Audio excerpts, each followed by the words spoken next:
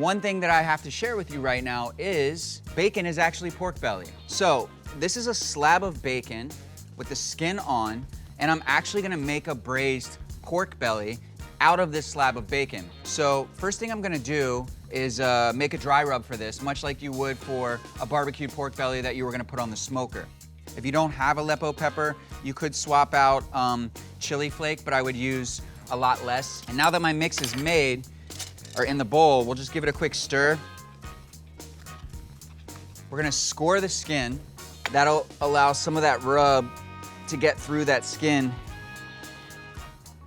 and get into the meat. It helps the skin render a little bit more evenly and faster before you start your braise. And then what I like to do is basically just coat the entire outside of this with that spice rub. And I like to do it on all sides. I'm gonna cut some mirepoix and then we can start our braise. It's completely up to you, but I'm looking for chunks that are not too small because I don't want this to completely melt into the sauce when we do the braise.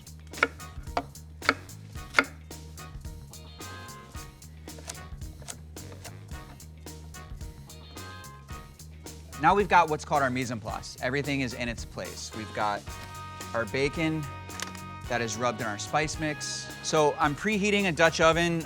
We're gonna put just a little bit of oil in the bottom. And we don't have to wait until this is like ripping hot to start searing the bacon because you really wanna render that skin a little bit. So if it's too hot, the sugar in the spice rub will start to burn before you get a chance to render that skin out. Add our mirepoix. We're gonna let this just sort of caramelize in the bottom there. Our spice rubbed bacon is in there, throwing my garlic in there. Canned tomatoes, I think, are great for making braises. The flavor of this is a lot easier to get out than having to cook out the flavor of tomato paste. So I'm gonna put some of this canned crushed tomato in there, which adds more of a freshness of tomato. Start scraping the bottoms of the pan. What we're doing is getting off what's called the fond, that stuff that like sticks on the bottom of the pot. That's all flavor, and we want all that flavor to go into our braise. I'm deglazing with 2 beers. These are 2 dark beers. Plus, I mean, you should taste your ingredients, you know? I don't wanna just pour something in here and not know what it tastes like. For this particular dish, pork loves rosemary. I think rosemary loves pork. I'm not sure, that's between the two of them. But I'm gonna put some rosemary in here to add just a little flavor to the braise. I like to put it in the end, right before it goes in the oven. I like to balance out the beer with a little bit of chicken stock.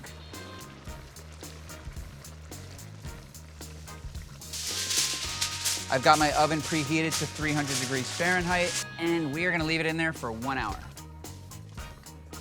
So now this bacon has been braising in the oven at 300 for an hour. We're gonna fish this bacon out.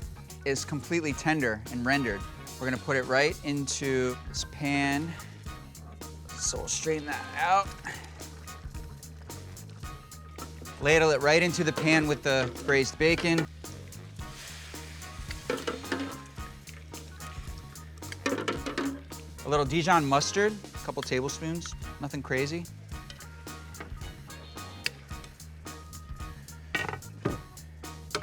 Beautiful. Braised bacon. Imagine this on a sandwich. I mean, there's just, the possibilities of this are endless. Look at the inside of that, it's juicy. Look at the juice coming out of it. A couple of those veggies around. Our arugula salad. Braised bacon pretending to be braised pork belly.